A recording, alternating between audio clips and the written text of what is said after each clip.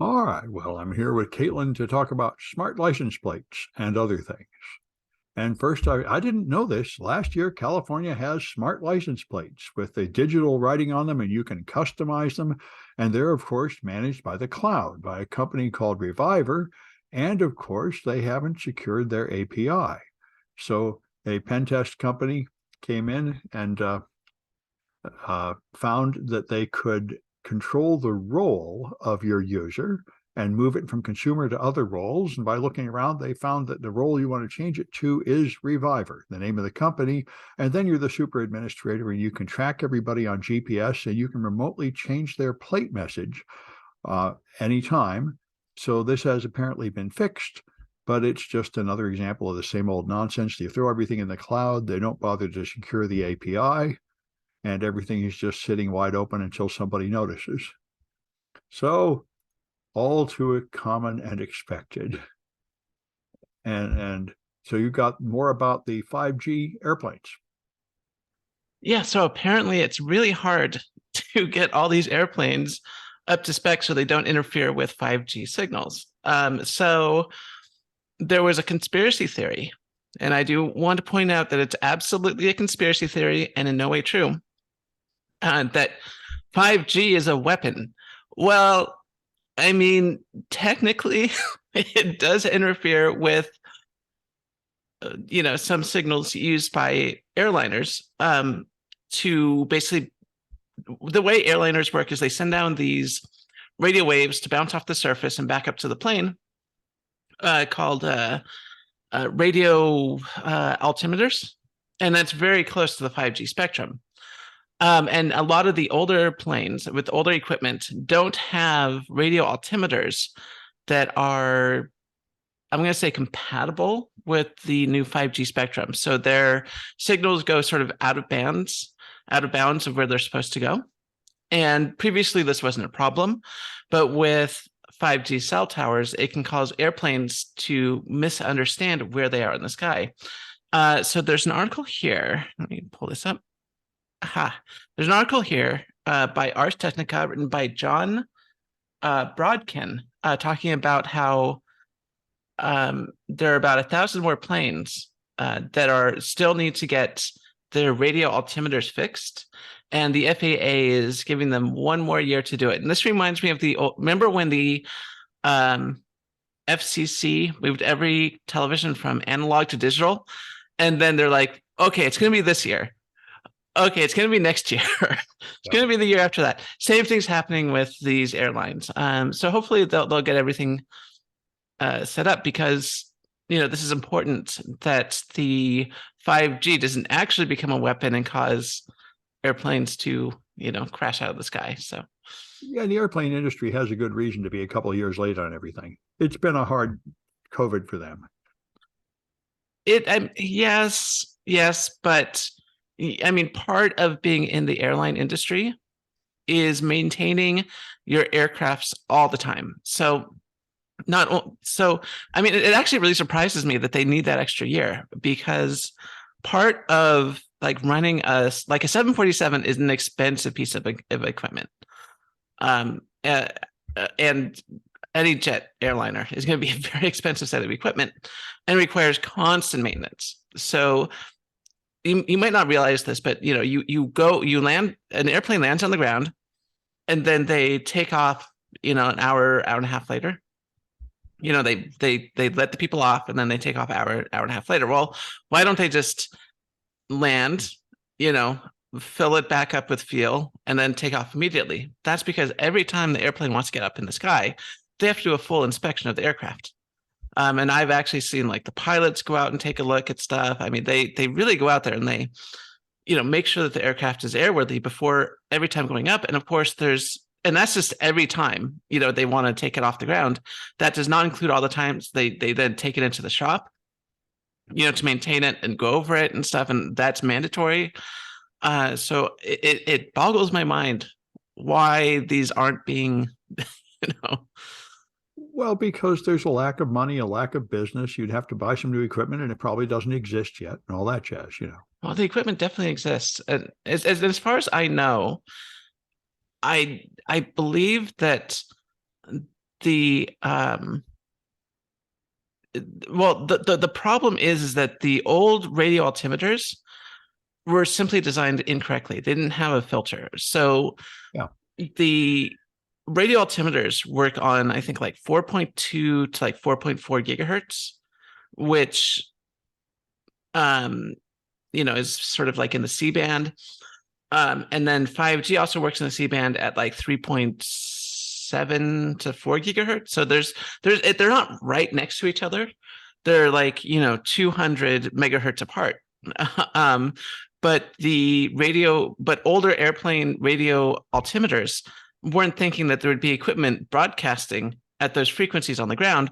So they didn't bother, filtering out things at like 4 gigahertz. Right. Who's going to manufacture a replacement altimeter for an old airplane? Well, what do you mean an old airplane? They use standardized parts. They all use the same parts? You can interchange the parts. Absolutely. Ah, well, that's what I didn't know. Okay. I know it certainly wouldn't be that way with computers or with cars. Yeah, no, I mean, and it's like, and the aircrafts that have radio altimeters are not little small mom and pop, single prop aircraft. These are all jetliners. Yeah. These are all military aircraft.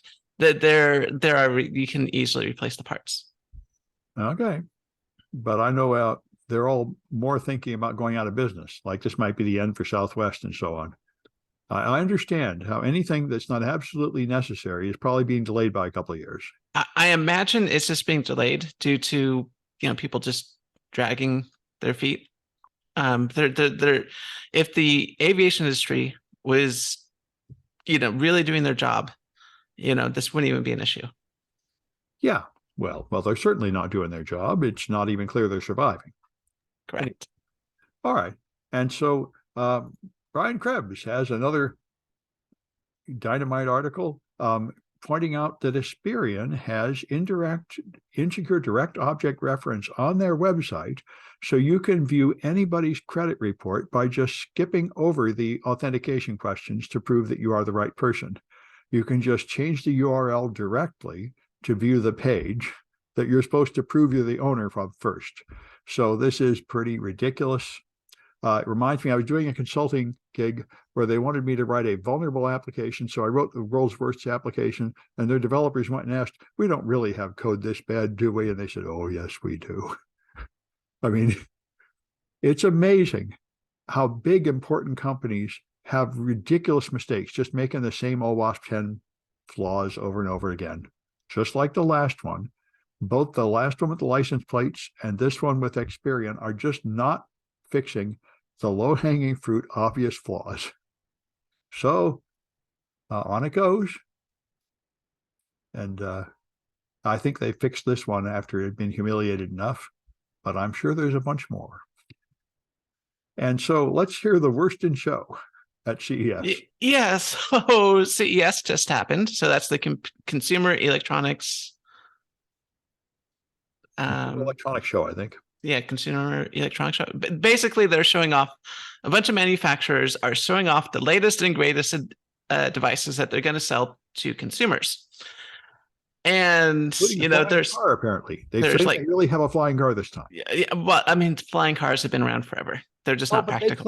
They claim this time they really have one, and you can really buy it. But yeah, and you know what? I just have my infinite motion machine, perpetual motion machine, and it really works this time. I mean, there's no way it doesn't work. So. By the way, I saw an ad yesterday for a crypto investment fund. Oh, that'll work. That'll absolutely work this time. There you go. Put your money in crypto, people. Don't do that. Don't take my advice. Anyway, so CES has happened, and there's this great article on slashdot.org about the worst in show. And there's some funny things for sale, apparently. So, and there's actually another article on something else at CES that I think deserves the worst best in show, but it's not in this article. That'll be a special one. So what's the worst in show? So there's a smart toilet that like analyzes your urine. I think that's a great idea. I was thinking of getting that. and sends it up to the cloud.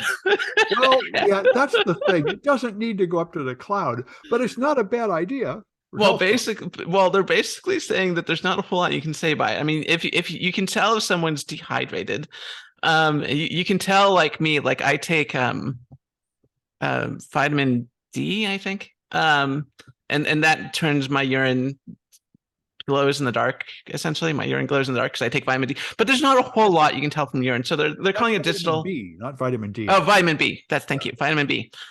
Yeah. So my riboflavin. Some people take vast amounts of vitamin D thinking they're going to stop COVID, and that can actually kill you. But vitamin B is harmless. Yeah. But it does make your pee glow in the dark, which is fun times. But yeah, there's not a whole lot you can tell from your urine. I mean, you can do drug tests and stuff with it. I don't know if you want your toilet doing drug tests on you, but straight to the government. Yes, it goes straight to the clouds. And they're calling it just so and this is the words of the article, a digital version of phrenology, which is the old study of the head, and it's a bunch of woo. So anyway, so there's that that studies your urine. Okay, wonderful. The other thing is a $200 mug with a battery in it that keeps your stuff, your coffee warm.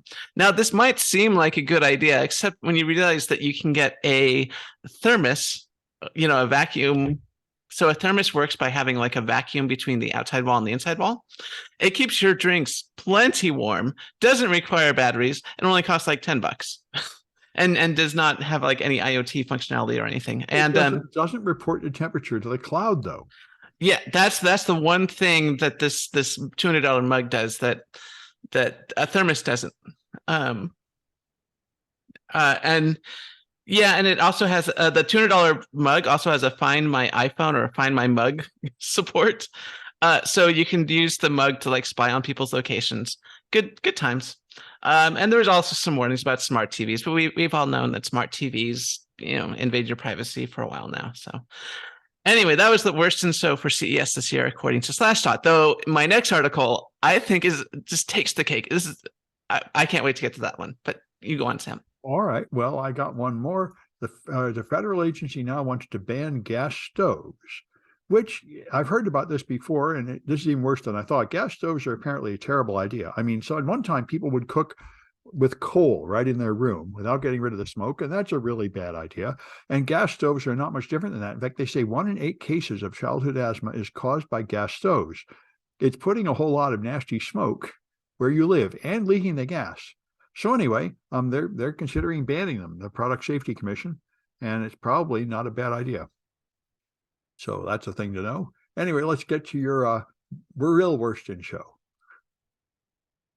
Okay, the real worst in show. So Laptop Magazine, laptopmag.com has an article written by Kimberly Gideon talking about a VR haptic suit that simulates touches, and not just any sort of touch. It will simulate gunshot wounds and knife wounds. How can it simulate that? I don't know. So you feel terrible pain? Yeah. No, that's not possible. Yes. So apparently the suits are very tight, and it has a whole bunch of sensors over the whole thing, and it can simulate, apparently. I don't know how good it is at simulating, but it will simulate anything from like, a light drizzle of rain on your body to a gunshot wound, the pain of the gunshot wound, the pressure of the gunshot wound, the exit wound on the other side, and blood running down your clothes. And they think people want this? And so they describe it as a painfully immersive experience. This reminds me of Zuckerberg. Zuckerberg wanted to demonstrate the metaverse, and his first demonstration was being trapped in one of the buildings being destroyed in 9/11 and running for your life through the smoke and bodies and everything. He thought that's something people want. Yeah. So they had someone at the magazine put this on. And so I'll just read here. So just like OWO claim, the manufacturer, the user felt gunshots go through the shoulder and out the other end. But he apparently liked the creepy crawly was no, okay. So yeah, he said that the gunshot wound wasn't his least favorite sensation, but the worst was the creepy crawly feeling of bugs walking all over his body. Um, and he said he loved, and then after getting shot and having bugs crawl over his body, the user said it was good. I've seen a few videos beforehand where people were saying it was really painful, so I got really scared. But the sensations I felt really turned up the immersiveness of the gameplay. I highly recommend. So there you go. If you want to get shot and stabbed, you want that. You want all the sensation. Here you go. It's in your future. You can go out and buy a haptic suit that can simulate gunshot and knife wounds and getting crawled on by bugs. I just don't think that would be my idea of the first sensation to sell. Well, I mean, probably not. I mean, yes, yeah. So CES, I'm an old square guy. I don't have any of this crap, and I don't want any of this crap. It's been that way for like 20 years. I mean, VR is really cool, but I mean, the big problem with VR and that they really need to address is they need to make it very simple, to get into. So currently you have to have this big box that goes over your head, and you have these controllers that you can't really do anything else with them. So you like, for example, if you look at the Knuckles controllers, for like the Index or the controllers used on the Oculus, you sort of have to hold them in your hands all the time. And if you let go of, I know that Knuckles, they have straps around it. So if you want to like type with the controllers, you can't. And then it doesn't, if you want full body tracking, you gotta, at least with the older models, you need, to put straps up onto your legs and straps up onto your arms. And if you have to put on like a full body haptic suit, that takes more time. And then there's also like the VR treadmills that you can apparently get. And it takes like 30 minutes, to get fully suited up for the ultimate VR experience. And what people really need is just to be able to be like, hey, I want to go into VR, have it like the holodeck in Star Trek, push a button and you're in. And I think that's what Apple is probably planning on pushing out soon, because I know that there was a lot of talk recently about Apple's VR headset coming to market this year in 2023. So if Apple's getting in there, that's probably what they're going to be focusing on is the user experience of just jumping in. And the other thing that a lot of headsets really need is a way to go between the virtual world and the real world really quickly. Like a little slider, something you can push so that you can, keep the headset on, but then just look at the world around you and then go back into VR really quickly, or even, ghost the real world in some way. Yep. Augmented reality seems much better. I mean, I'm not going to say one's better than the other. I think there are some things that are better done in VR and some things that are better done in AR. But you can't just have a giant box on your face and be unable to see at all times unless you take it off. You need to be able to, figure out what's comfortable for you and what makes the most sense in the, based on your environment. So if your cat wanders in to your VR play session, you want to be able to quickly go, okay, make sure I'm not going to step on the cat's tail. Yeah. Okay. Well, anyway, doesn't sound like they're going to make a lot of money off the stuff at CES this year. Well, I mean, that was I talked about the Worston show because that's the funniest.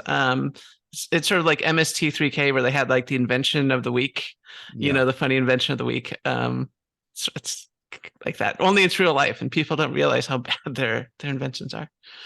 I guess, but I don't think there've been anything really significant in years. Like smart speakers kind of came and went. I don't know if they've actually had anything much worth buying for a while. I mean, there's some new interesting laptop designs I think I saw at CES. I didn't pay too close attention to it. But there's very rarely a new class of technology to get people buying again. We talked about the new TVs that are coming out last week, which I think are going to be amazing. The micro LED TVs. I think that's going to be a bit of a game changer. I think I think if the technology does not have significant problems like burn-in, I think we'll be all switching to that, and that'll be a good upgrade for everything. But it's very rare that we get a fantastic new, set of technologies. All right. Well, I'm supposed to get a flying car and a death ray, Well, there's wickedlasers.com. I think they actually blocked those things finally in America, but Well, I mean, let me see. that's yeah. Anyway, the flying car might be nice. I've actually been thinking about drones are actually coming, and so we're going to have like 3D traffic jams now. Yeah, that'll be fun. Yeah. So yeah, I mean, you can get the Spider Arctic laser from Wicked Lasers for $200, and it's like, oh no, for $250. That's a 2-watt laser that you can point at people and really do some good damage. Well, that's something then. Yeah. Something to take comfort in. Yeah, there you go.